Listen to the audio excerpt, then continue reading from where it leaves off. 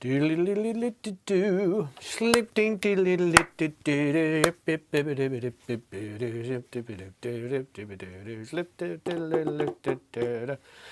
Are we ready? Are we here? We're live. Had your wrong account on, says Chris. Oh, I'm getting a ad for Natalie Portman. Oh, for Masterclass. Okay. Anyway, how are you all? It is Wednesday at 10:32. Just went 10:32. Hey, Alexander. So my computer's down here. So if you see me looking down, it's because I'm reading the comments. I suppose we could figure out a way of projecting those maybe at one stage. That might be kind of interesting and sort of professional. That might be kind of a fun thing to do. How are you all? Are you all doing marvellously well? I'm watching here. Who have we got here? We got Jörg, we got Nate, Alexander, Scott, Charles, CJ, Anita, Mark, Tom, Devon, Chris W, who said he was on the wrong account, Scott Martin, Pro Audio Productions. Hello, Pro Audio Productions. What's your name? I'm seeing who else. Jesse, Blue Wave Dave, Daniel C, Nate, Mark Peacock, Christopher Petro, Tony. Hello, Tony Hall. Who else? You got a cup of tea beside? I've actually had 3 cups of tea so far this morning. I woke up at 6, so about 4.5 hours ago.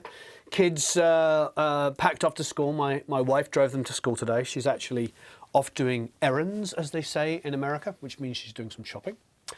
And I am doing this talk with you here, and then I'm going to go to Westlake Pro, and I'm going to meet with them, and also Shure. So we're going to have a little bit of a talk about Shure microphones, Westlake Pro, all kinds of stuff. I'm sure they'll ask me all kinds of questions, you know, about you guys and girls, about what kind of stuff that you like, and questions that you ask me. So that's going to be good. So I suppose we could quickly throw that out as I'm about to go and see the head honchos for those companies. Is there any particular things that you feel like you really want to know about Shure and Westlake? Do you buy stuff from Westlake, I suppose? It's a good question. And if so, what's your experience? And then for Shure, is there any products that they make or used to make that you want them to make again? Is there things you think they should do, or any information? And if you don't have any opinions on that, that's absolutely fine. No, not the first day back to school, Anita. They went back, my son went back a week and a half ago, and my daughter went back a week ago. Scott says he misses coffee. I don't drink that much coffee myself. Unfortunately, I can't get them to send things for free, but I can talk about getting discounts and stuff. Aha! Aha! Never heard of Westlake. That's quite all right. Hey, Alex, how are you? Tom has never brought anything from Westlake. Yeah, they do have some. Is Lem there? I didn't see Lem. Lem, are you there? I didn't see Lem there. Maybe he is. Lem, if you're there, hello. There he is. SM7B. Yes, well, I'm always working on ideas of getting discounts. Yes, the SM7B is still probably with the SM57. The SM57's probably, if I have no idea, I am not quoting any facts, but I think we could probably, between us here, agree that the SM57 is probably, not definitely, but probably the most successful selling microphone of all time. There might be something else. There might be like some generic mic like this, which is, who knows, which is used for 15 different purposes that I'm not aware of, you know. That quite often is what happens, you know. You get so used to a branding thing, but then you don't realize that a particular product is morphed into 50 other different products. So I could be wrong. It could be a generic kind of dynamic microphone that's used in different ways for different stuff. But as far as well-known and most branded, I would say the SM57. And I would say a close second would be the 58, of course, for live, probably a very close second. May actually be might outsell them for live work, for all I know. But the SM7B, as Lem is pointing out, Lem was there. We were in Nashville a year and a couple of months ago, and we did the 13 mic shootout.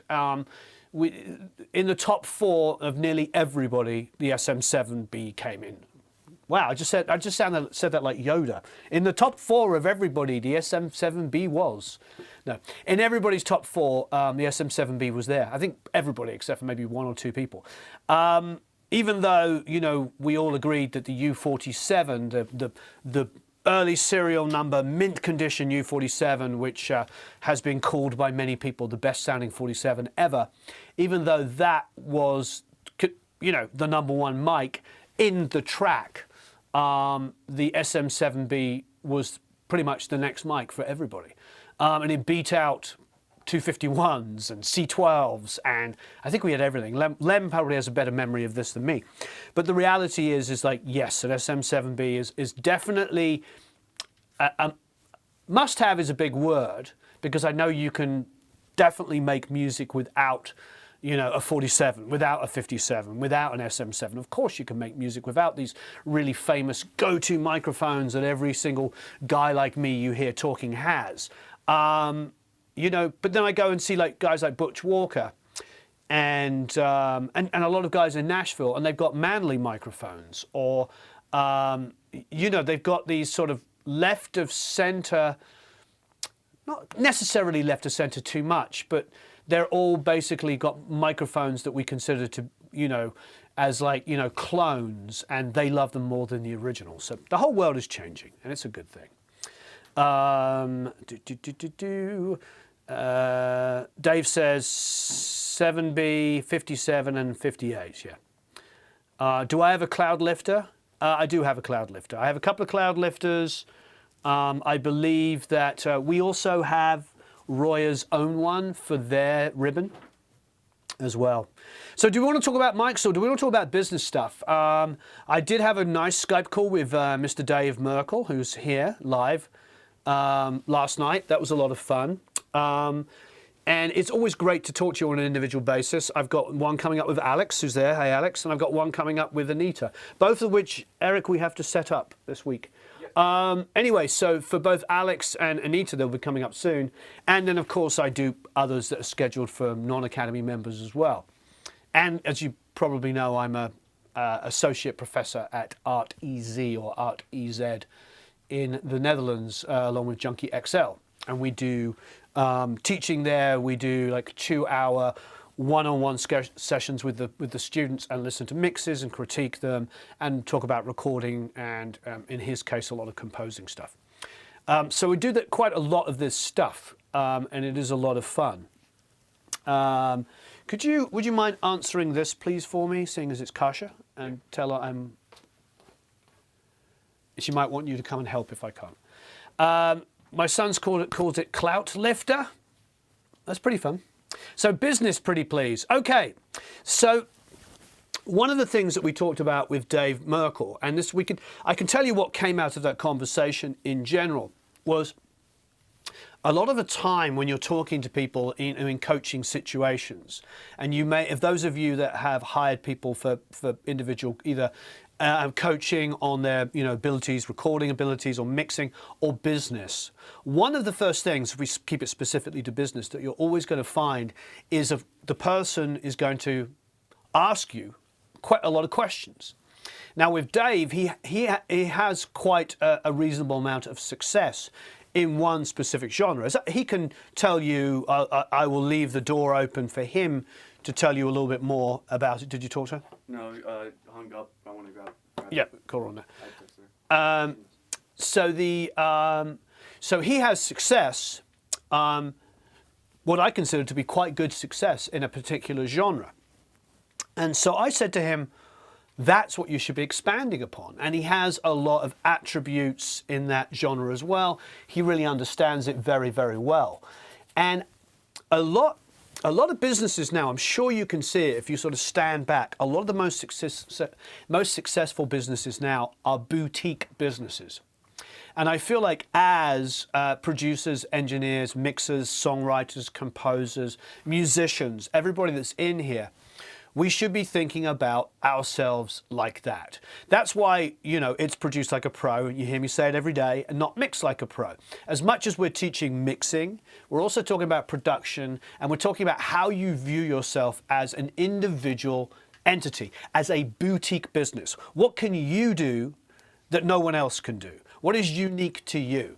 And it doesn't have to be as daunting as that sounds, because that phrase does sound quite daunting, doesn't it? When you say what is unique to you, well, you're like, well, I'm a mixer, but I'm not Bob Clearmountain. I'm a producer, but I'm not John Leckie or Jack Douglas or George Martin. You know, I'm not. You know what I mean? I'm not George Martin, and I'm not John Leckie, and I'm not Bob Clearmountain. And as a guitar player, I'm a pretty good, you know, a really good guitar player, but I'm not Tim Pierce. You know, all of these things, I might be really good at lots of jobs. You might be really good at lots of jobs as well. And it's a little daunting to think, well, but am I as good as any of these guys or girls? No, but does that matter? Because the reality is like the very, very best are in this situation where they charge whatever they want an hour. If you want Bob Clearmountain to master your album, I can't remember what it is. It's probably $500 or $600 an hour. And he's probably going to master 1 to 2 songs. So an album with Bob Clearmountain, if I was to guess, would be anywhere from $3,000 to $5,000 to master a record of 10 songs. And that's just the way it's going to be. But you get Bob Ludwig's massively acquired knowledge. So there's lots of things that we can learn from what I'm saying here. So you get all that acquired knowledge. And, you know, he may spend a day on your record, an 8-hour day, and you're going to bill for $5,000. But you get the guy that's mastered, you know, Frank Zappa or the whole of Queen's, catalog, and thousands and thousands of other people. And has been in the room with guys like Frank Zappa and composers, like actual classical composers, and sat there and learned from them as well. So you get an enormous amount of knowledge. And you get a guy that has seen all of these different things. Okay, why am I waffling on about this? Well, don't sell yourself short. You all have these pieces of acquired knowledge. And just because one of the albums didn't go 10 times platinum, diamond, as they say over in America, doesn't mean that you are not a valuable asset, because you bring yourself, your personality, and your skill set to this.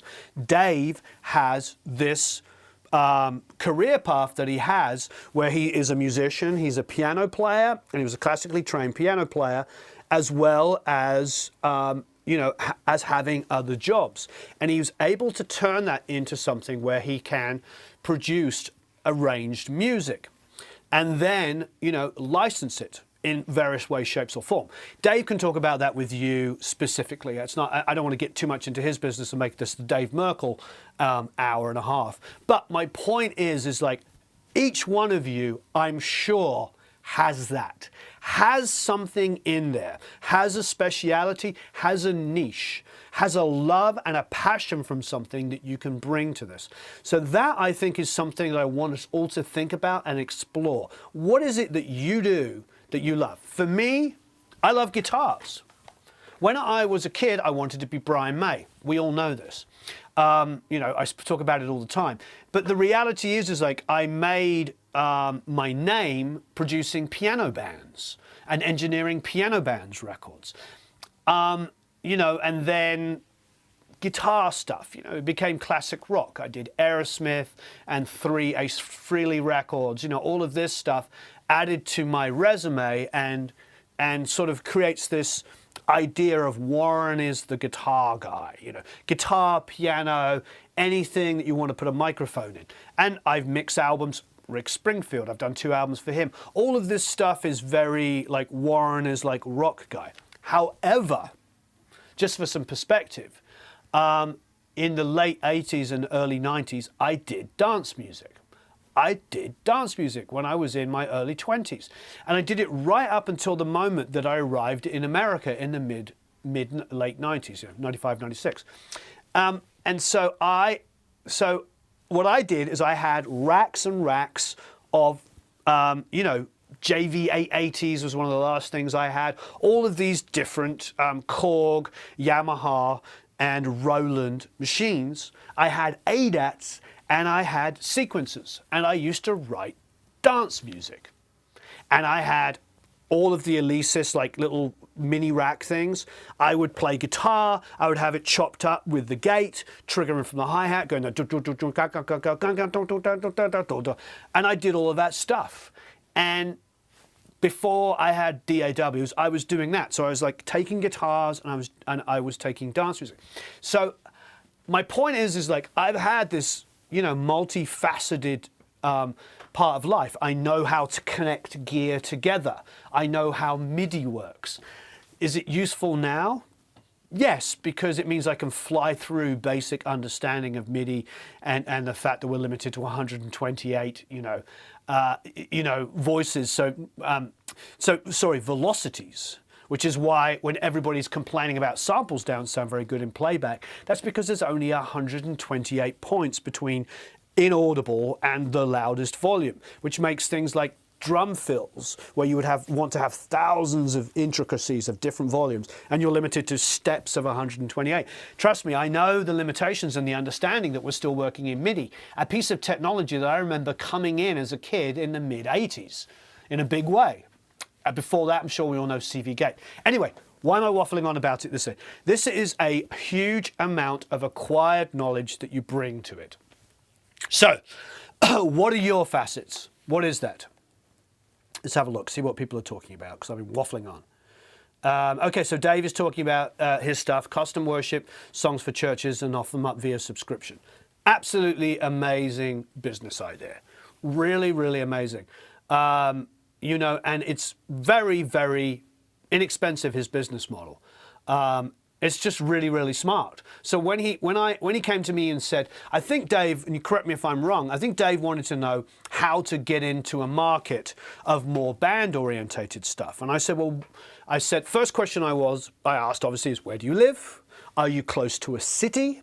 These are things to take into account, because obviously if you're going to do bands, you need to drive into cities and go to venues and meet bands, and then follow them online and message them and meet them there and give them your card and offer to mix a song for free. If they like the song for free, they can pay you, they can do more work. If you've got your own home studio, I used to bring people in and record a song in one day for free. And if they liked it, they'd keep working with me. I did all of these things, and that's how I built a career. And that's frankly how I continue to do stuff. I don't do many stuff for free, but I mixed the Rick Springfield record. I mixed one of the songs for free up against like Crystal Algae and 5 other mixers to get it. And that's how I got the record. I mixed it, one song on spec against 5 or 6 other mixers, and they chose me. So it still happens. It still happens. And when some of these producers, engineers, and mixers say, I never work for free, that's just not true. They're either not telling you that they're doing the mix-off, or they're not doing the mix-off and they're not getting the gig. This is a very, very different world. Anyway, so getting back to Dave and getting back to what I want to learn from this, want you to be able to learn from this experience, is understanding what uniqueness you bring and now Dave has a lot of experience working in worship music, and he can bring a lot of credibility to a world that doesn't always have credibility. I've worked in that world too, working with the Fray. I did get a lot of Christian bands that wanted to work with me, and I did work with some of them. But a couple of the labels, one in particular will remain nameless, are Christian in name only. None of their ethics really fulfilled that. And that isn't true of any particular genre. Any one particular genre, yes or right. My point is like credibility in what you do is what makes you. It really is. It's not always just about the work. It's about how you present yourself. This is a really big deal. You need to be credible. You need to hit deadlines. Does it mean that you might be mixing all night to make a morning deadline and then come in the morning and not be happy with it and send tweaks and then email the artist and say, hey, I mixed all night, I just came in, there's 4 or 5 things I want to correct before I send you the mix, and you might deliver it a couple of hours late or even 5 or 6 hours late? That's not missing a deadline, that's called caring about what you do. Missing a deadline is letting it pass and not mix it because you went out all night partying. You know, there's different things. You know what I mean? It's like there's the real world of business and working really, really hard and cutting yourself some slack and understanding. And then, of course, there is, you know, not taking it seriously enough. As long as you take this seriously and you put your heart and soul into it, I believe very firmly and very strongly that there is a place for all of us. So the question is, think about things. Where do you live? So if you live remotely, then of course you're in an online world, and it's okay. There's plenty of people that are successful in an online world that don't live in New York, don't live in Los Angeles, don't live in London, don't live in all of these big cities. They do actually live outside of major cities. So you're online. What does that mean? That means you need a kick-butt website. You need a website that is going to blow people away. Now, I went to Dave's website, and I wouldn't say it was the greatest website ever, but there were some really cool things about it. If you go to Dave's website, sorry, Dave, I didn't mean to make it all about you, but this is definitely an interesting discussion.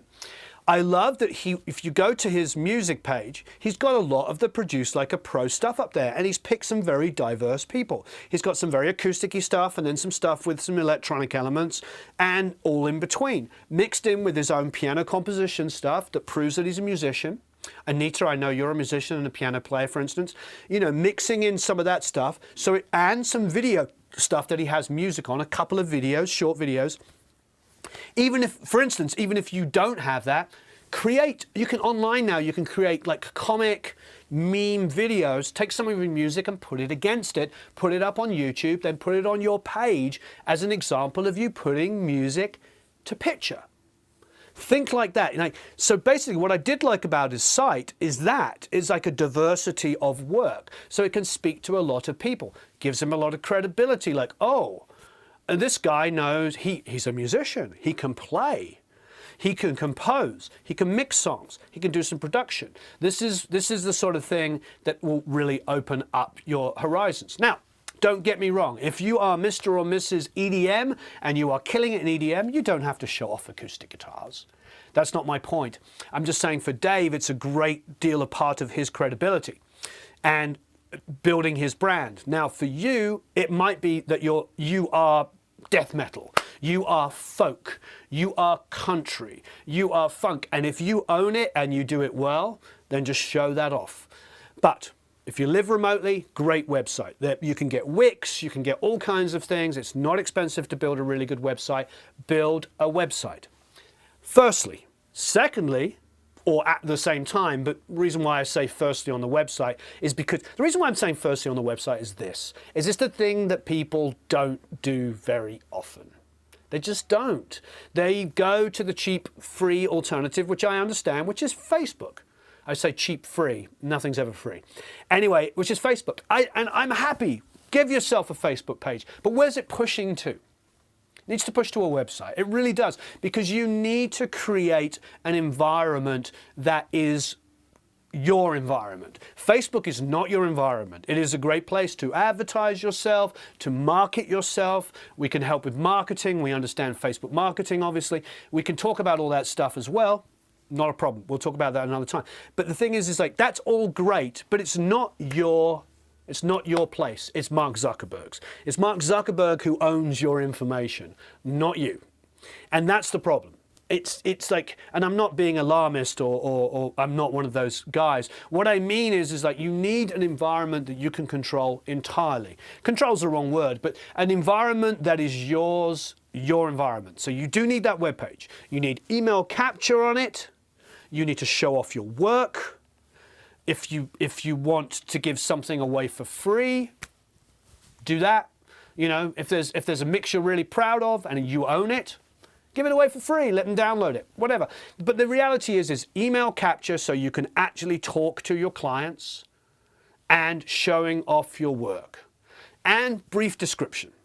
you know, a bio. But the bio needs to have substance and not implied, you know, shared the stage with just doesn't work in the real world. You know, bands do that, share the stage with, meaning they opened up at a festival at 9 a.m. that the Foo Fighters were the headliner on. That's how people read shared the stage with.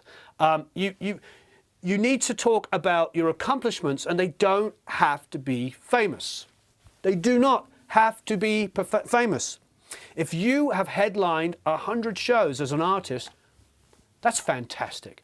I don't mind if it was to a bar of 15 people or 50,000 people at a festival. If you've headlined and you've toured, that is great. That is a real accomplishment. That takes a lot of work. The mistake that we all make is association to famous people. I want to know that I'm talking to somebody who's accomplished and has worked hard, because I'm a grown-up. We're all grown-ups. So you just talk to them in a professional way, like, you know, Lisa, you run dance studios, isn't it? Isn't it dance studios? I mean, that is an amazing attribute. So that's sort of like, you know, I am a producer, engineer, mixer with experience in all facets of music, including running, you know, dance studios and blah, blah, blah. It actually is a massive plus. So if I was in your position, I might be thinking about, how do I get my music into those kind of places? Because there are whole businesses built on license-free music or cheap music that can be used in dance studios across the world without paying Beyonce, you know, $1 million for the privilege of playing the music. There are custom and cheaper places that do that. And it's a really, it's a good business opportunity.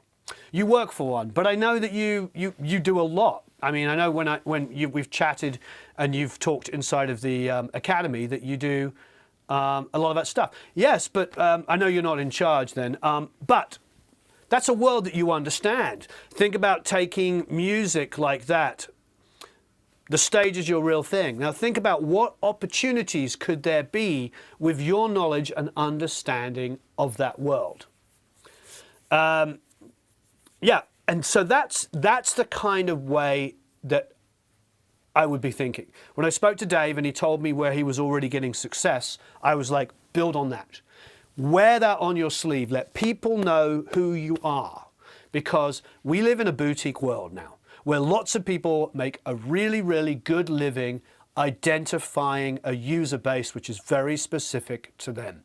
We come together as a, great, working on a project now for class dance music.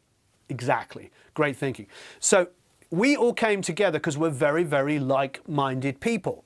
We are, all of us, not all of us, that's wrong. A lot of us have the same things. Marriages and children and mortgages. Not everybody, but there's a lot of people in that situation. Not everybody. And so, but because there is, those people, we can talk together about those kind of stuff. Of course, there's plenty of people that are single and not do that, and they can also intermingle. The point is like, we all share a lot of commonality, and it's a worldwide thing. We're in all different countries all over the world. So that commonality can be discovered in any way, shape or form. If I was writing music either for worship, I mean, you've got tons of churches you can do that Dave can talk to. Dance studios. Lisa has a market of, talk about health and fitness and dance, it's massive. There's so many opportunities in that. So, you know, these are the things that we should always be thinking about. You know, it's like, what do we have, what experiences do we have that we can actually apply to it? But okay, back to all of our main points. If you don't live in a city, you work remotely, that's fine, but you do need that website. Then, of course, you can have your Facebook business page, which pushes to your website. You can completely do that. That would be amazing. Have an Instagram. Again, it's not about massive numbers. It's about really good engagement. So if you put up a really cool post on Facebook, Instagram, or whatever, engage with each other. I mean, one of the things that I've always encouraged here is everybody here, you know, talk to each other and help each other. Like, We've done it quite a few times on the Academy page, but it might be nice to do now. One of our more active people on the Academy, once we get off this, go up and post, hey, we had a great business discussion here about helping each other and promote each other. Let's do, everybody's Facebook pages. Let's do everybody's Instagram accounts. Let's all follow each other and do that. I think that would be a really, really great thing. And remember to talk to each other on that and build that engagement, because the more you build your engagement, the more you'll get featured.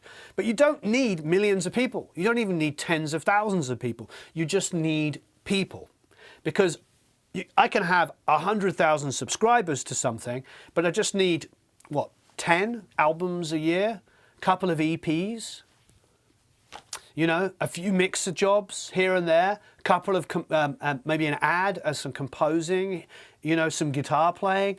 I don't need, to have 100,000 people pay me to do a record. I can't do 100,000 records a year, but I can do 10 albums, 5 or 6 EPs, couple of singles. That's what we do every year. Some years we're busier than others, but we're always busy. So that's the stuff that's important. We just finished Brendan McMorrow's record last week, and we did recalls on Monday. It's just like that's the business we live in. So anyway, let's look at some of the discussion going on here. Clint says, I'm still learning mixing, but I feel a great producer, but still need a system I can follow at least 24 tracks at once, as an IR stand can only use 8 live. I'm not sure, still learning mixing, but I feel like I'm a good producer still, but I need a system that I can record at least 24 tracks. Oh, at once. Okay. So, well, it comes down to budget. There's obviously, I do like the Audient. You can daisy chain the ASP 800 with it, so you can get an extra. How many inputs can you get on that? What was the maximum we did when we did the ASP 800 with a ASP 800 is 8, and yep. then we did it with the Audient ID 14. That's 2. That might be 4 actually, because it's 2 mic. Yeah, I think we ended up with. There's a lot of systems where you can daisy chain inexpensively, so you can start off. I'm sure Focusrite does the same thing, but I know with Audient you can buy like a 2 or 4 input, like junior starterish model, and then add to it. And all of the converters sound great, and the mic pre's are fantastic, and you can make records with it. So, just the thing to do is when you're buying your interfaces to make sure that you don't pigeonhole yourself into something that isn't expandable. Clint says again, I'll go to that. How does one person go about playing his music live if created and wrote and recorded all the music? To be honest, you can make a stereo file and then just add the parts of like you playing a live acoustic, live piano and vocals live. If it feels overblown, like you've got this massive production, then find a halfway point.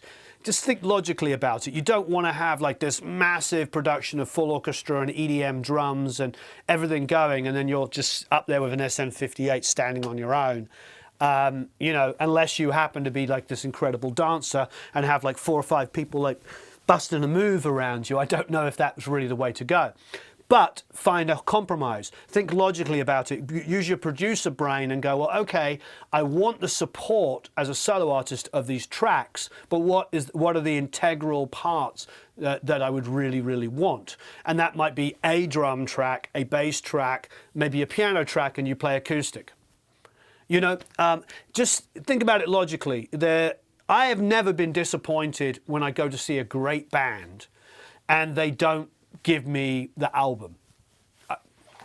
I'd pay, we'd all pay $1 million to go and see Freddie sing again. I mean, there's no, he's the undeniable greatest rock singer, from great rock singers saying that.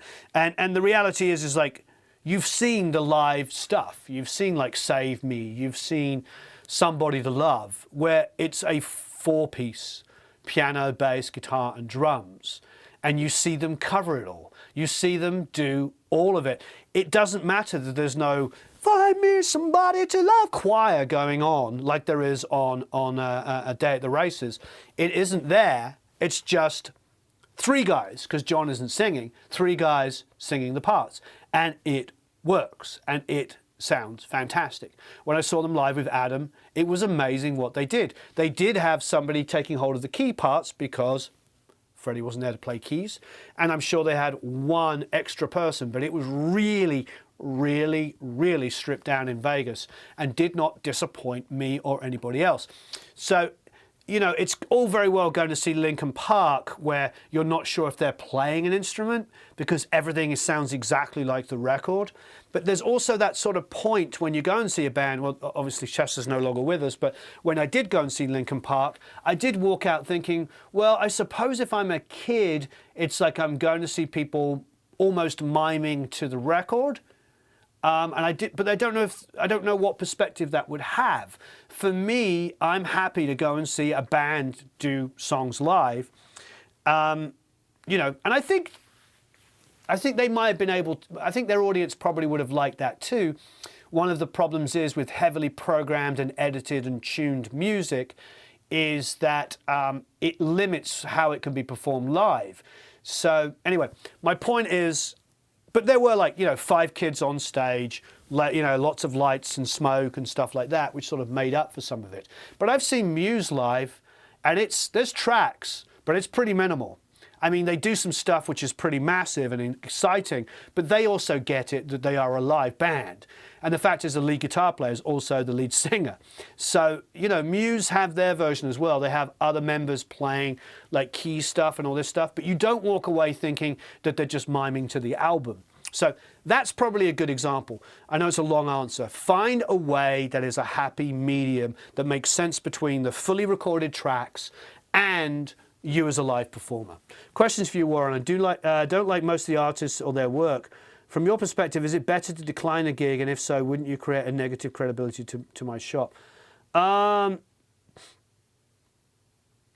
that's a tough one, DJ Croji. I don't know what your real name is, but that's a difficult one. I mean, I think you do want to build your resume and show diversity if you're a mixer. There's very few mixers, unless they get niche, super niche. There's very few mixers that don't cover all genres. So if you're talking about mixer, I would think it's important to challenge yourself to do like an acoustic style record if you're EDM, a metal record if you're acoustic, you know, classical sounding record. All of these things I think should be covered really in depth. You should really do all of these things if you're a mixer. I think also as a producer, it's good to cover all of these kind of genres as well.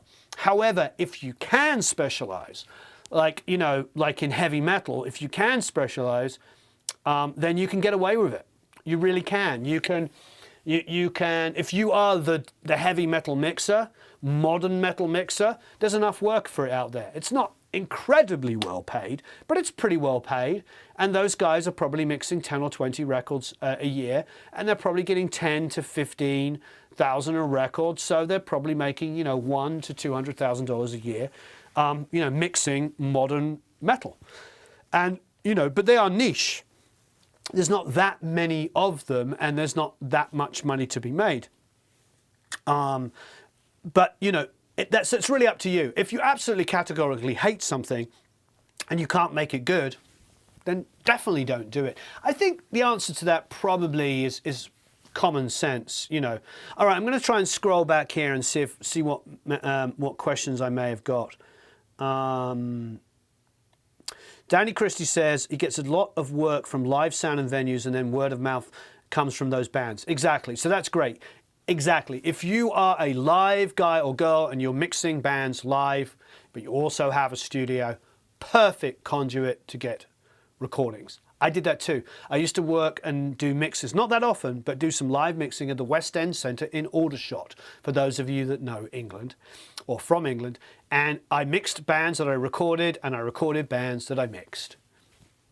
You know, so that is a really smart thing to do. Very remotely, what can I do?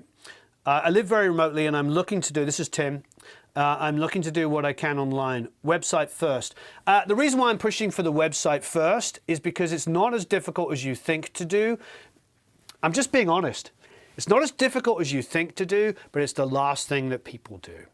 They go to Facebook because it's quick and easy, but they don't realize they're in Facebook's ecosystem. They're not in their own ecosystem, just to sound very American and markety, ecosystem. But that's the reality. It's like you want to make sure that you're getting people to you and you're playing music from your site. And it's just important because it sends a message of professionalism and credibility. And it's a place where you can capture and control the message. Alex was asking what Dave's website is. Like I said, it wasn't the greatest website ever, but the reality is it showed many facets. Faceted? I don't know what I'm talking about. Jürg says he's 6 big cities around, about an hour away. That's perfect. Well, that means you can get in your car and drive and see bands or see shows. I know you love acoustic, more classical and jazz orientated stuff. I know you're a big fan of that. You can get in a car and go and see some of those and give people your card. And another thing to do is go to venues and get friendly with the live sound guys, because if they're not recording bands, you might be able to get that gig. And say, hey, you know, get friendly with them. You know, there's lots of different ways you can do this. Sheila likes Dave's website. That's great.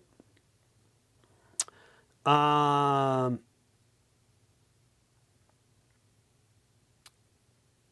my opinion on Patreon, Indiegogo, Kickstarter, or other crowd platforms? They only really work once for most people, if at all. Patreon, I think that you're better off doing your own thing. And we can talk about that another day when it comes to digital marketing. You're better off doing your own thing than doing Patreon. I know a lot of people that have Patreon as well as doing their own thing. And even the guys with the really successful channels tell me it's somewhere between $500 and $1,500 a month. And those are guys and girls with massively successful channels, like million-plus subscribers. So don't expect miracles from Patreon. Patreon is an amazing idea if you own Patreon. It's a little bit like CD Baby, it's like TuneCore. All of those business are all based on microtransactions. So just to let you know, a microtransaction is like you make them $1 to $10 a month, they have 1 million of you. That's what works with Patreon, CD Baby, TuneCore. They're basically working on the theory that they tell you they're all going to make you really super rich. Nobody's ever got rich from any of them. Like I said, guys with 1 million subscribers, $1,500 a month on Patreon, maybe $2,000. I've never heard a higher figure than that. It's just an additional source of income where you get $3 to $5, and that's about it. It doesn't really make sense. You're basically making them a lot of money. That's fine. I mean, no disrespect. It's great. They're working in the microtransactions business. You know, what we're doing here is like real. We talk to each other. We have an actual, model where we all help each other. They're just providing, all of those businesses are providing like a web page and a nice GUI, nice GUI experience, and then it's just automated, and then they count the money coming in.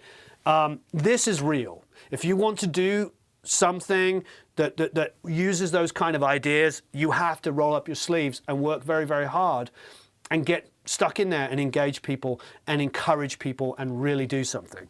Patreon, I wouldn't say it's cynical, but it's a microtransaction.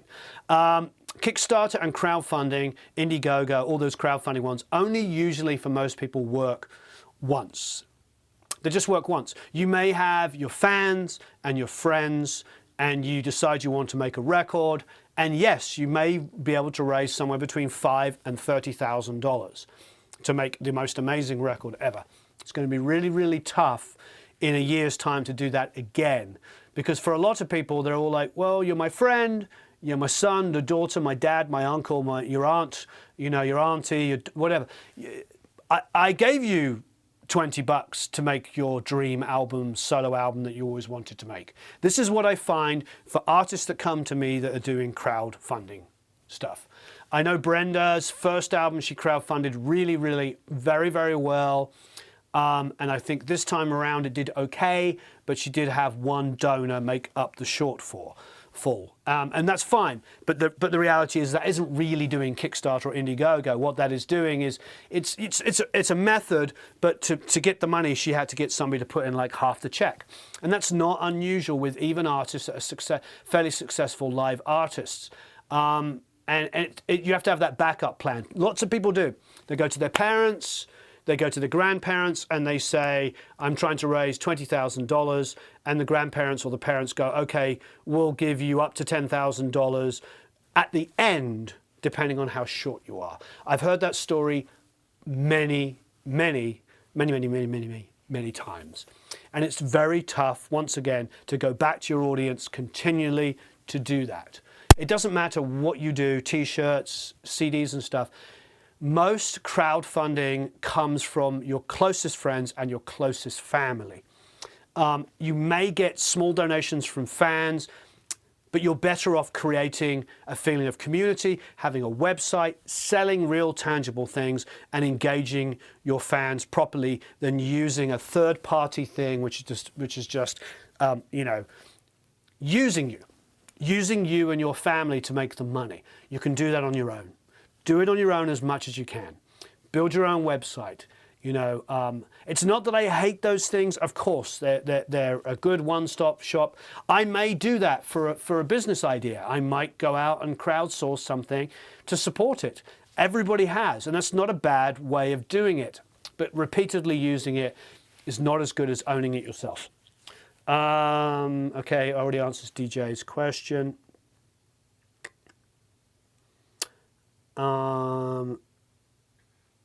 Nate Wycroft says, if anyone needs website help or advice, let me know. I've been doing it for almost 20 years now. Great, Nate. Thank you ever so much.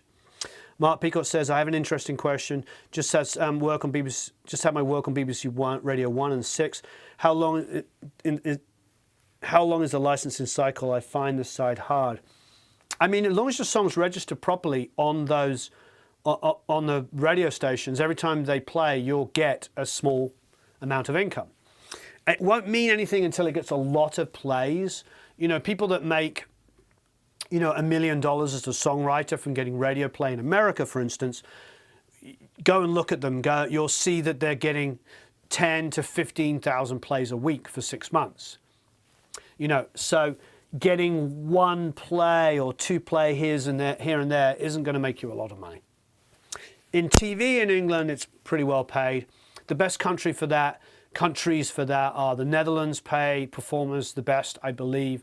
I get my best performance royalties from the Netherlands. I get pretty good performance royalties from Australia as well. That always seems to poke its head above. America doesn't pay performers for performances. It's one of the only countries in the world that doesn't. I think it's like America and Turkey or Tunisia. I can't remember now. It's pretty poor that it doesn't pay performers. But it does pay writers, so you want to make sure your songs are always registered across the world. Grave Ice, I've learned that with that Facebook is just like a TV advert. Yeah, I mean, use Facebook. Don't get me wrong. Use Facebook. Use Facebook for advertising and marketing to push to you.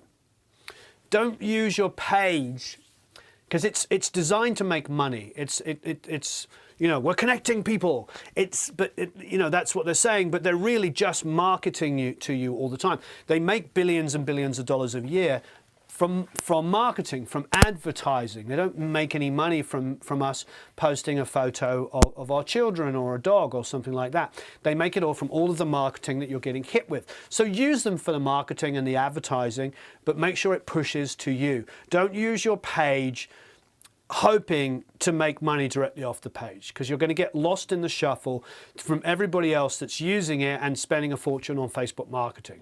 I know people that spend tens of thousands of dollars a month on Facebook marketing to make money, and it can be done very, very successfully.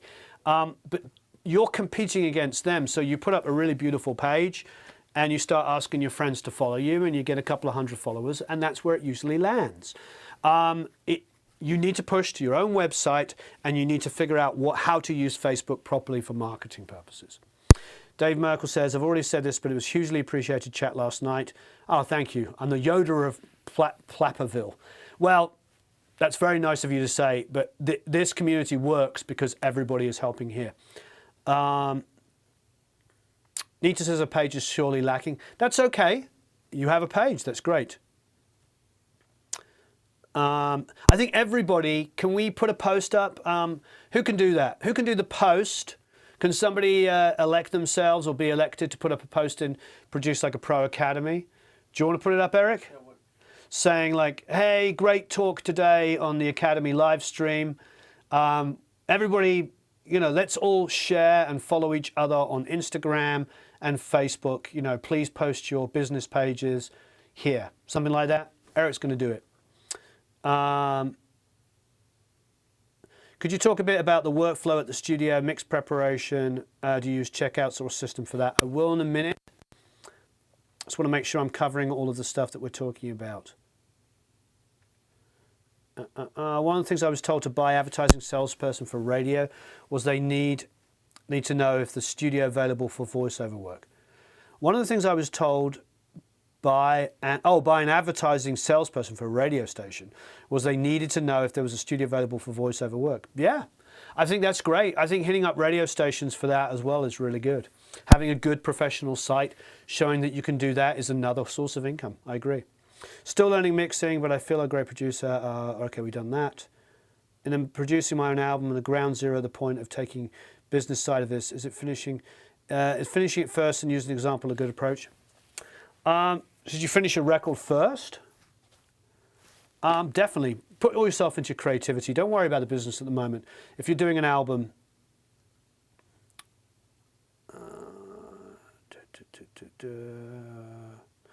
love talking to people all over the place. Don't just post that often. Healthy networking. It's good perspective to hear. Thank you. How does one person go about playing his music live if he created and wrote and recorded all of the music? We covered that one. About using stems and making it so it's not so over the top, so it makes sense in a live situation. So Jörg's business is about bringing the recording studio to the bands where they probe. So that's another thing as well, having a mobile rig, being able to record. Could you talk a bit about the workflow in the studio, mix preparation, checklist, system for it? I will get to that in a minute, Christian, sorry. I'm trying to make sure we're covering all of this. How can we deal with a client when they change something in a mix and they end up as a disaster? For example, uncompressed vocals running up and down. Well, if it really is a disaster and obvious, I mean, they should be able to hear that. I've not really had a situation where anything's ever been a disaster, but I've definitely had situations where we've had a difference of opinion and I've just let it go. You know, but if the vocal disappears and then comes up and then disappears because it's not compressed properly, they should be able to hear that. I mean, if it's like, I don't know, if it's really that bad, then it's really that bad. But if it's the difference between, you know, one of you prefer extra 2 dB of compression because you feel like it brings out the end of a phrase and the other one not. Sometimes you just have to defer to the client. But when it's really bad and really noticeable, I would hope that they can hear it. If it's just a difference of opinion, you have to go with the artist. Unless it's so bad, you have to be blunt and be like, you can be like, I respect your opinion, I don't believe this works. You show it to them and say, here it is, look, you can't hear those words there. And 99% of people will go, oh, okay. And, you know, if you do get that 1 out of a million person that is going to go against all kinds of logic, you just have to let it go and realize that they are not a good customer for you. They're not a bad customer. You can't use the word bad customer. They're just not a good customer for you. And you move on. And you just go to a different client and you work with somebody else. Yeah, Pro Audio Productions, going back to the expandability, says Focusrite Score Series says ADAT with 4 IOs. That's, I think, a lot of the ADAT links, yeah. SSL Alpha Link gives you 24 in and out. Yeah, those are really good. Thank you, Christopher. I'm trying to get through this as quickly as possible. You have to excuse me. Somebody else mentioning Scarlett.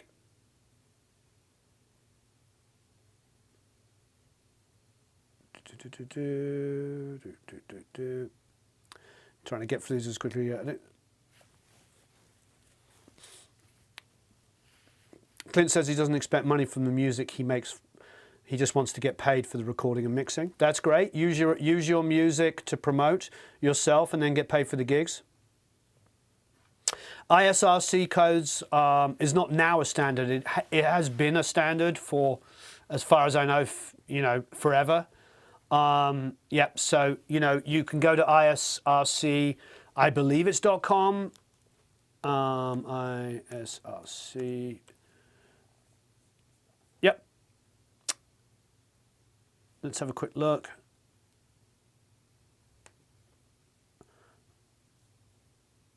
There's a few. So there's an ISRC, US ISRC.org, sorry. There is a by ISRC codes, which is isrc.com. I am going to Wikipedia here. I just want to answer this definitively because it's very important.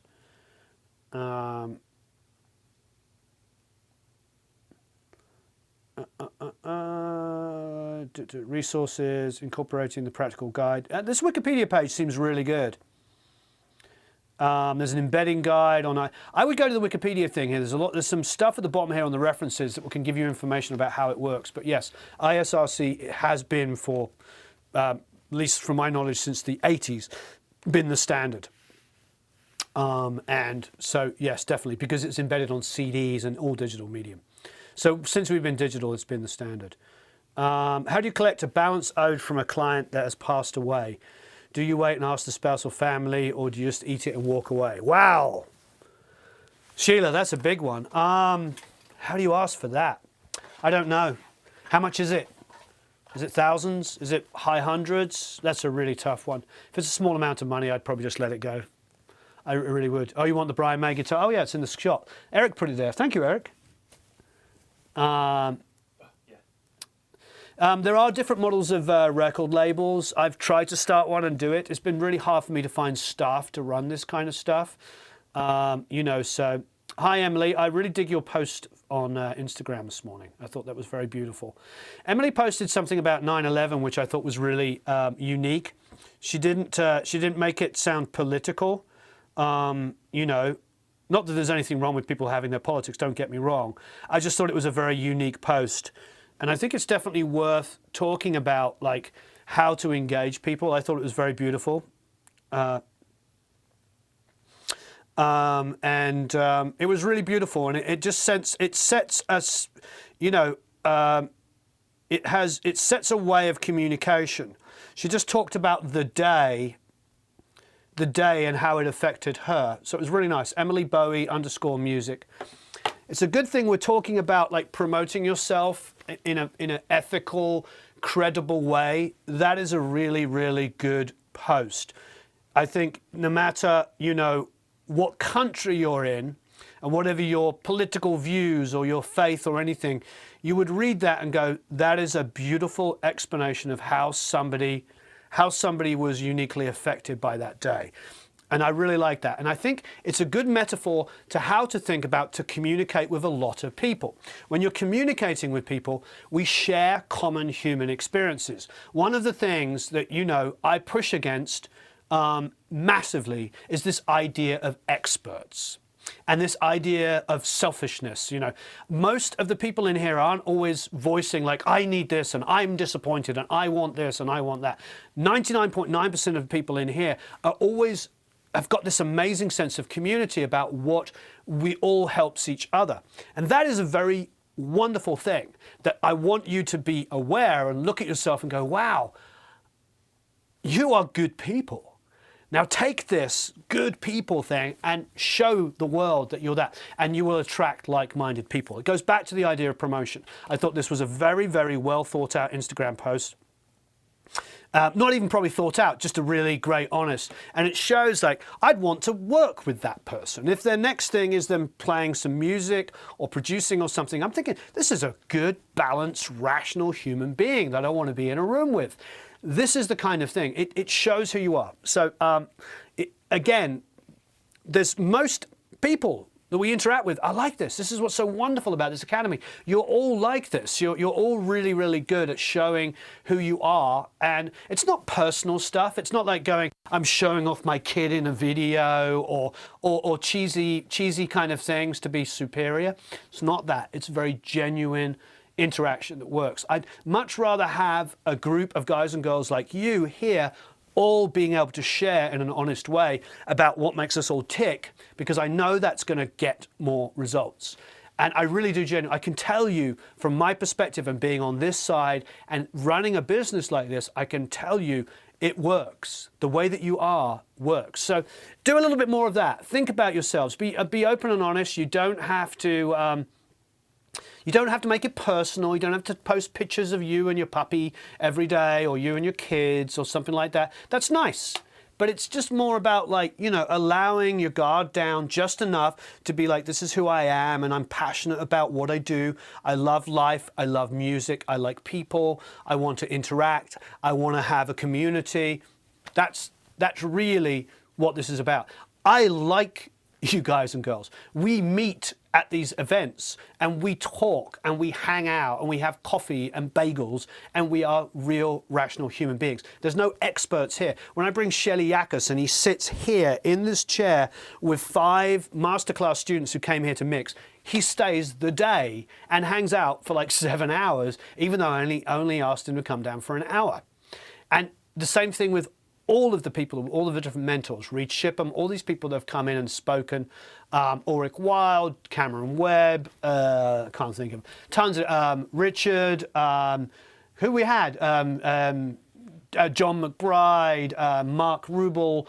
The list is endless of all these different producers, engineers, studio owners, and they all come in and they just sit down and they hang out and they say they're going to be for an hour. And Reed stayed for 5 or 4.5. He stayed for 4.5 hours. He was in the middle of mixing like a Dierks Bentley record. It's like, you know why? Because they're not experts. They're just guys and girls like you. So that's another big thing to use with this idea of, like, what am I doing with my website? What am I trying to project? You're trying to project the fact that you're not an expert, you're not condescending, you're not telling people off all the time. You actually care and you want their music to be great. And those are the people that I like to attract in my life, and those are the people that I know will actually help you build your credibility, your credits, and everything. You don't want to be that guy or girl who's like always got something negative to say and tell everybody off, the superior one that knows all. Because you know what?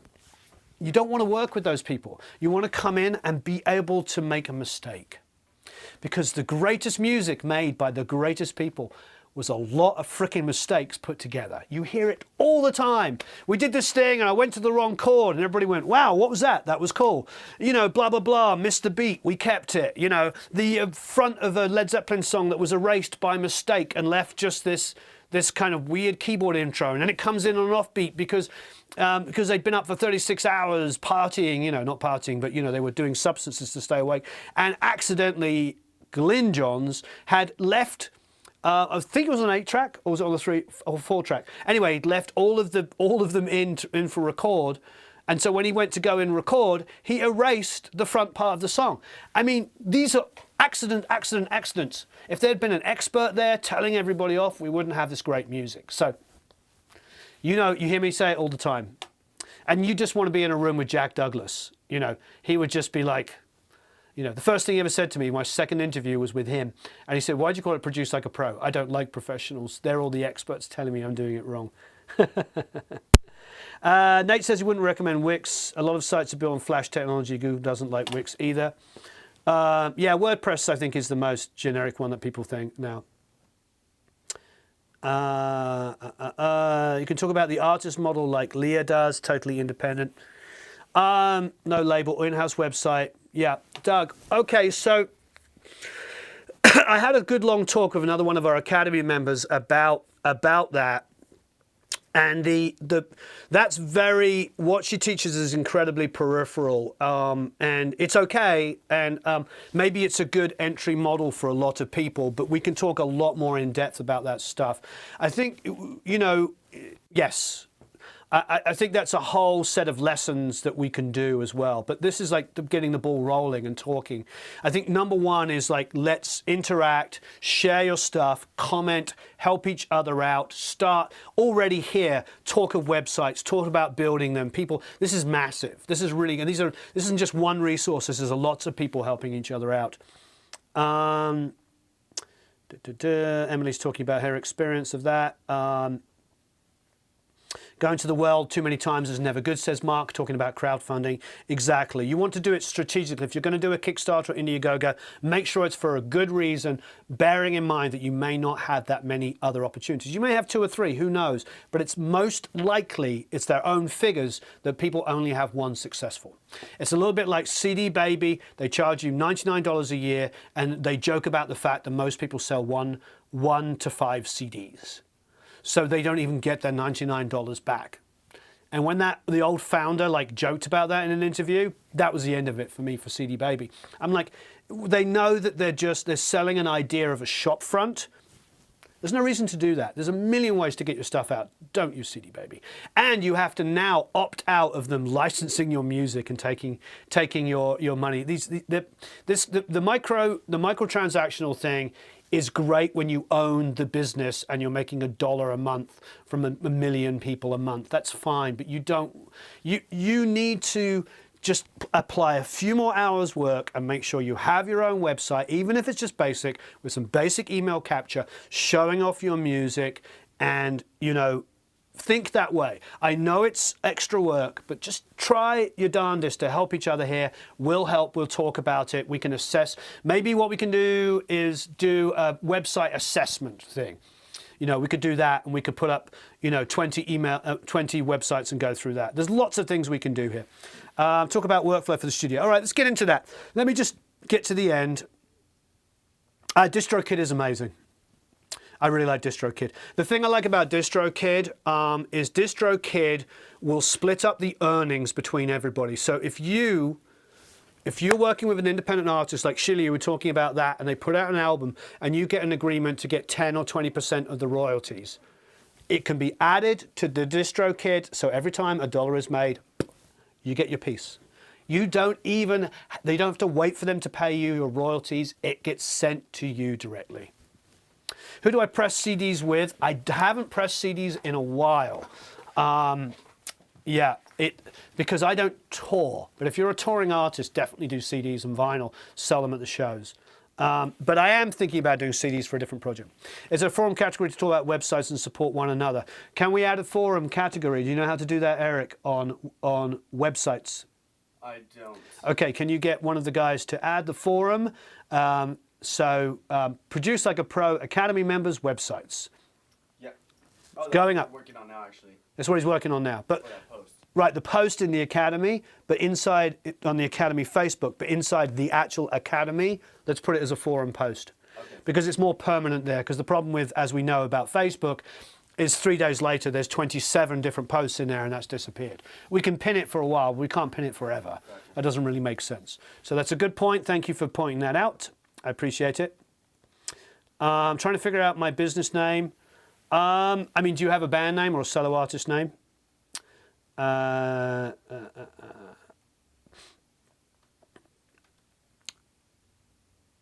quickly looking through. So Dave, we're going to get that up for you. Martin Weeks, you're correct, sir. Made a few leap for one reason or another.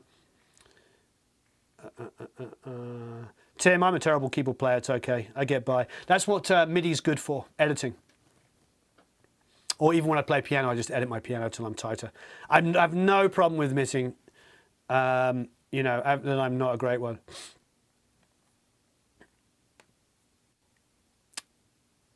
Your comment got blocked by for putting BITCH, even though Anita, even though you put the asterisks in there, it still got blocked by YouTube. What are your thoughts on sync licensing? Any companies you'd recommend versus companies to avoid? We're building a good relationship. We're still in the testing waters of, oh my God, what's it called? The English guys company we had on. Oh no, I'm completely blanking. Yes, there's a company we like. and we'll talk more about it. We're just really putting our whole catalogue on there of about 10,000 songs. So I will update you when it's all on there. How about that? Remind me. Platt Facebook page is helpful. Great. A lot of good gear. What is important to work with what you've got? How much percentage of income do you budget to invest in new gear? I don't. These days we don't need much. I live in a world where people send me stuff to try and also ask me to review things. So I do, and the stuff that sticks is the H9000 is stuck. We're keeping the H9000. We're working out a deal on that. Video went up today. When you get off this, if you can go and check it up, that would be great. Check it out. It's pretty fantastic. I haven't even seen the video. It would have went up 40 minutes ago.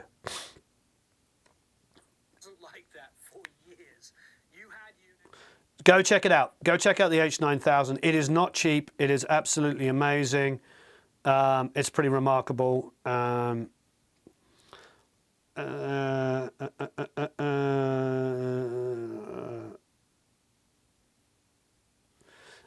Anyway, so go check that out. Otherwise, if you're asking about stuff like that, there's occasional mics. The 640 TS, I believe, is the best mic. I think it's just the best mic. The thing about the 640 TS with the listening on both sides of the capsule is like now I don't have to worry about stereo. If I want to do a stereo piano, I can just put that up. If I want to do stereo perfectly in phase overheads, just put that over the top. If I want to get a stereo image on the drums, put that on there. I don't know what it is, $600-700. So there's things that just come in that you just can't live without. 640 TS, can't live without it. I should probably just fly with that wherever I go, because I go into a studio, I'm tracking, put up the 640 TS, just as like stereo room mic in front of the kit. Let's put it up.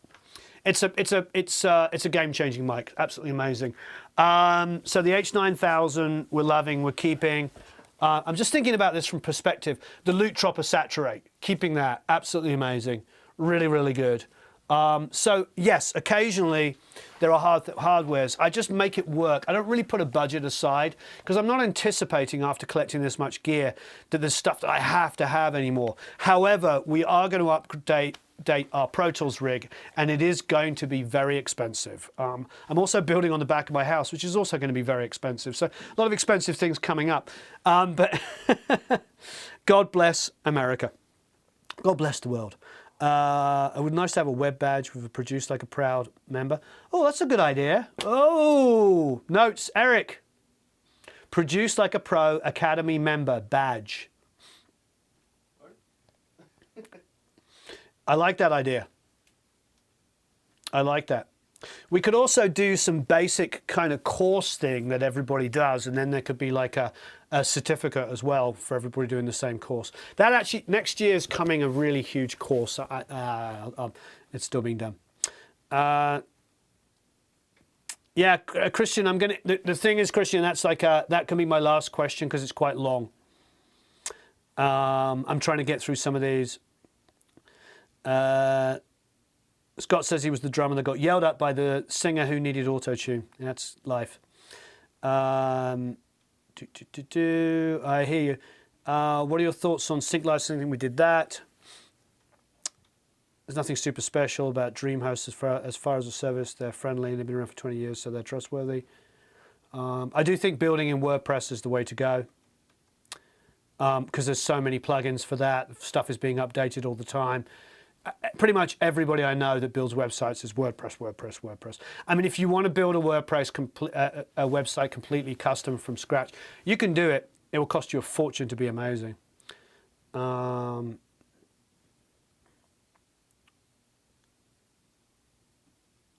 CDs, Scott says DistroKid puts ISC codes for you. That's great. Sorry, Scott, go and have a nice lunch. Oh, you're welcome, Emily. It was just good. Do you still use the Klanghelm MJUC compressor? No, I still use that. It's amazing. Reached ship and he was happy to chat music and gear. Cool dude. Oh, that's great. Version is free. blah, blah, blah. Yeah, definitely buy the MJUC Clang helm. It's amazing. So many is accidental chords jazz? Yeah, sometimes. Yeah, so many great musicians are willing to share that they're people too. I agree. Is there a forum category to talk about? That's what we're putting together. Okay, all right. So we'll go back to that big question of Christians. I wasn't ignoring Christian. It's just a big question. I want to read it. Talk a bit about the workflow at the studio, mix preparation, for example. Do you use checklists or a system for it? I don't use a checklist. I don't use a checklist because we've done it a million times. However, when you get a mix from me, when you get tracks to mix from me, you'll notice that it always has the vocal thickening trick from the H3000. So what we do is comp the vocal, tune it where necessary or if necessary. It goes through the vocal chain on my console. So what does that mean? That means it's got EQ and compression applied to it through the console. There's some buses illuminated up there which you may or may not see. It doesn't matter, but there's a couple of buses. Those are sent to the H3000. Might soon be the H9000, strangely enough, but they go to the H3000 and each time it prints a minus and a plus, so a detune up and down. Those, 3 sets of them. They're -3, -6, -9, +3, +6, +9. It's the same as the vocal thickening trick. So what happens to those is it prints through that. So every single time I do a mix, I do that regardless of whether I use it loud, at all, or quiet, or whatever. I do that every time. The next thing I do is we always print the vocal effects from our lexicon, which is it a 90? You'd think I'd remember, PCM 90. And we have 2 really, really nice reverbs and delays that we love on it. So we print those every time. So you'll get those in the mixes. So far, we've got the same system every time. I will have Eric put in drum samples, and I may or may not use them. I may use them loud, I may use them quiet, I may not use them at all, but I have him put them in as a part of my mix prep. Also, if the MIDI is in there generated from Melodyne and I don't like the kick and I want to replace it with a completely different sound, we can then open up Addictive Drums and choose it. It's already done. Do you see my thinking? If it's already done and I can't get the kick to be mixed the way I want, I then have a quick, easy solution to try other sounds out against it. I don't want to have to go, oh, I hate this kick, can't make it good, I should use a sample. Okay, I better stop, create the MIDI, blah, blah, blah, do this, do that, you know, all of this kind of stuff. Because the MIDI does take a little bit of time. It doesn't matter, I've used the slate, I've used Melodyne, there's always going to be some missed triggers and you want to make sure that's great. And you want to be creative, so you want to get your prep done as much as possible so that when you make decisions on mixing, you're not spending hours and hours and hours trying to figure out how to solve a problem. You've already thought ahead to those kind of things. So, drum samples and MIDI's created, drum samples are put in. They may or may not be used, but they're done in preparation for that. The vocal effects are printed. So ready to go. Now we do use other vocal effects. I do have other reverbs and delays inside of Pro Tools. However, I like some external hardware stuff, so I print it. Next up with preparation, we're mixing in a hybrid fashion through the console. Every single thing is put through the template. The template is literally just the kick on channel 1, the snare on channel 2, toms 3 and 4, overheads 5 and 6, the room mics 7 and 8. Then I have a sub that comes up on the console all the way down here on 32, and then I have drum samples or loops and percussions, etc., which come out with 35, 36. Those are always constant, so that is part of the drum template. So those come up. I can engage or disengage the EQs there and the EQs that I have externally. I have API EQs and I have SSL EQs there and compression. All of this stuff, as you can tell, is done specifically so that I can choose what I want to do.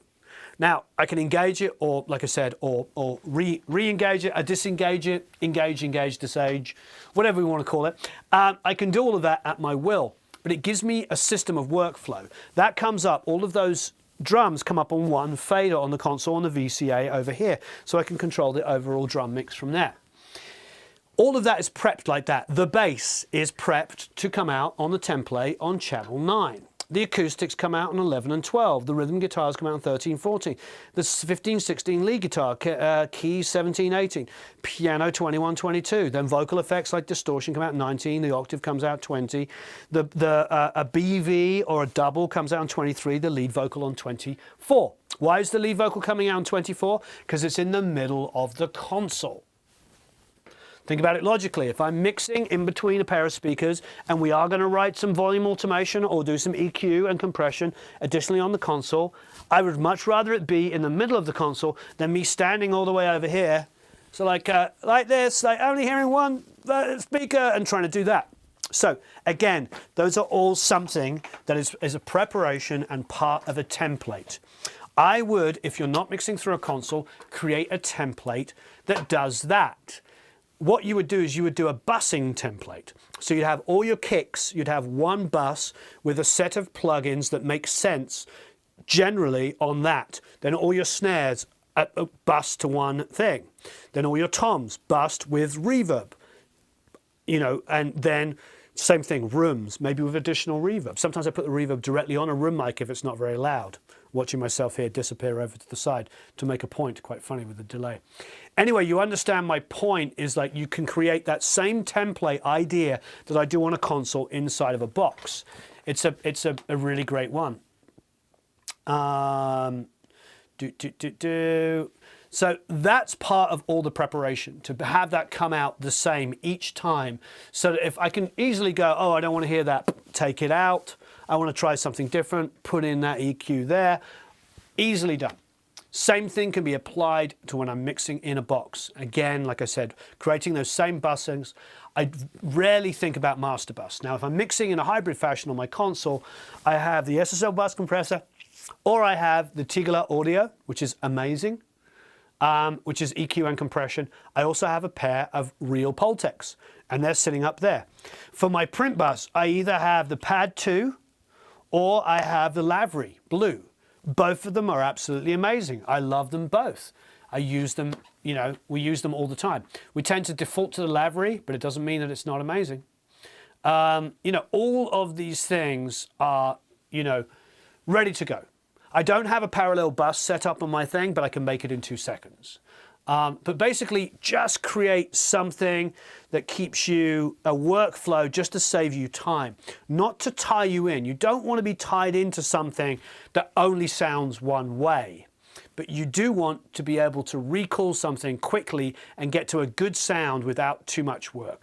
That is why you have templates. That's why you do preparation. Okay, I know that was a long, long answer. I mean, it was 10, 12 minutes, but that's why I left it towards the end. Let's see if we can answer some other quick questions. So hopefully it answers some of your questions, Christian. Yeah,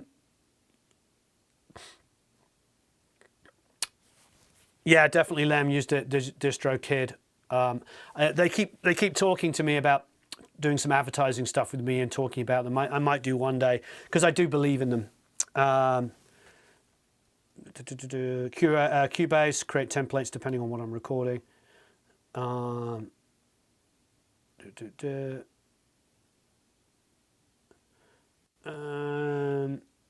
Looking here. Be interesting to see what you have Eric do and don't. He does everything I just described. That's what he does. I mean, we can definitely do that. You know what you should do, Eric? I'm going to this meeting. What are you doing? You got to edit a video? Yeah, there's videos to edit, but... What are we putting up for tomorrow? We're doing the Genelec? Tomorrow is the Genelec one. Okay, so the Genelec goes up tomorrow. Is it close? Yeah. We just need to film an intro. We're done. Okay, so I'll film an intro when I get back. You could get our young new assistant, wherever she may be. You're behind the camera. Hello, behind the camera. Can you film Eric? Eric, you're gonna show how you set up a session for mixing for me. Oh no! Okay. Which includes the tom trick. You're gonna learn the tom trick. So the tom trick, and get rid of the cymbal bleeds on the end of stuff. Get rid of all the noise on the end of it. This is all stuff that I do, but he will do for me. Sometimes I do it, you know, when he forgot or didn't get to it. But he's going to show you a mix prep. So there you go. Mix prep. No pressure. No pressure. Everything. Putting in drum samples, putting in, doing the tom trick. What song do we have to mix yet? There's the Mary Spender, but that doesn't have toms. It doesn't have an actual kick or snare. It doesn't? Mm-mm. So I might just open up an older track and just go from scratch. Maybe Okay. for one of the Academy tracks, I could just open up Christina at Home. Maybe that one. Okay. Well, does she do any live drums on it? Oh, you're right. Find something with live drums, do it. Okay. So Christian, so they're going to do that. Yeah, I think SoundCloud is good as well, but the SoundCloud, and definitely, but I think your SoundCloud should be embedded on your website, Terry. It's a tough one. It's good if, you know, for people that live on SoundCloud and navigate it, but most clients don't, unless they're doing EDM pop stuff. Outside of that, we all use SoundCloud, but it's best to have it on your website and embedded. I know what you're saying, but it's a tough one. You know, you get into SoundCloud and it really, people get confused and they lose track, but it's a great hosting way to host stuff, you know. Yeah, the tom trick. I've done the hey Magnus, hey Alexandra. Yeah, the tom trick, I've actually done a video on it before, but it's fine. Lots of these videos and some of the stuff we're talking about does already exist, either inside of the Academy, some of it there, and also online. But, you know, it's going to be great. All right, we have 3 minutes left. Sorry for giving me more work. No, you're giving it to Eric. I'm going to have this meeting, and Eric's going to do it. Have Eric get in the shot for a good look. He's been talking in the stream a lot. Oh, it's tough. He's all the way over there. He'll come all the way in. Is Tom a magician? Tom, are you a magician?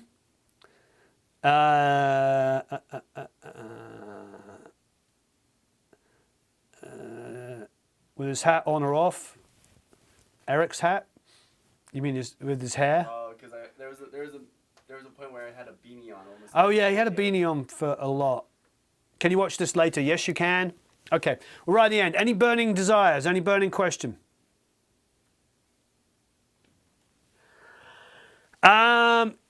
Yeah, okay. Yeah, Tom C. I don't know how you got on David Glenn's email list either. Yeah, it's probably a copy of my Tom trick, but I think he's trying to sell that. Those kind of details, I was actually, when I got his email, and I'm not on his email list either, when I got his email, I did go and watch that. The one we do is actually a little bit more advanced, and I think he just separates. It's more advanced. I think you'll really enjoy it. We'll teach you how to pull out symbols and stuff. There are plugins that do what we do. We just do it manually. Just so you know, there are tons of plugins out there that do these kind of things quickly, but you usually have to go back and fix them. We just do it right the first time. For me, it's like I've learned that I'd rather do something myself. If I'm physically going to place just one sample in, I'll do it manually. If I can do it using Addictive Drums, I'll do it using Melodyne and then check all of the MIDI triggers like that. For me, it's like there's no substitute for just spending an extra half an hour. If you spend an extra half an hour doing detail work and hoping a plugin will do it in 2 minutes, honestly, the half an hour version always sounds better than the 2 minutes, and there's less issues. So it's a kind of a catch-22. I'm getting, well, my Focal's arriving today. Stands are arriving today, isn't that correct? Yep, by the end of the day. So in the next, I don't know if it's going to go up quite yet, but in the next week or so, the Focals are going to be up. I'm going to take the mini Focals out, move the Genelecs in a little bit, and have the Focals out. We've got to measure the distance. We need to check on Carl how far those tweeters are supposed to be apart from each other. Okay. There we go. So lots of stuff. Okay, everybody. I don't know. Great to have some plat production model. Yeah, definitely. Are there mixing agents? 006.5, the mixing agent. Just thinking about how nice it would have someone to just say, do that. Missing that. Answer stuff I wanted to know. Christian said, you didn't give him more work, Warren did. Yeah, SoundCloud is very spammy. That's why I think SoundCloud is great, but just use it on your site. Just link to your music. I'm not saying I don't like it. I do like it, but it is tough to navigate. And for a lot of us, you get on there and you're like, why is this song, death metal song, playing after I just listened to a folk artist? I don't understand their algorithm. I don't really get it. It doesn't work. I can literally be listening to a piano concerto that somebody's recorded, and then comes in, and I'm like blasting my head off. Makes no sense. It just automatically plays whatever the heck it wants. I'm sure there's experts out there go, oh, Warren, you should turn off the auto play. I'm sure there's something that I should be turning off. However, I want things to work properly default. You know what I mean? It's like when you buy a cell phone and you're like, really, do I have to go in and turn off all of this stupid messaging stuff that you're sending me all the time? Anyway, God bless it. Speak to you all soon. Would you do me all the hugest favour and go to the Eventide H9000 Next Generation Harmonizer demo and go and like and watch. It just went up. I'll see you over there. I'm going to go and answer any questions now. I see that a few people have gone already. Please go over there. Thank you ever so much. Hope this has been fun. I've really enjoyed it. Thank you for being an amazing community. And I'll speak to you all again very, very soon. We're big, we're bad, we're back. I'll see you Friday morning for Produce Like a Pro Feedback Friday. Plap Feedback Friday. See you then. Have a marvelous time recording and mixing. Till then, stay marvelous.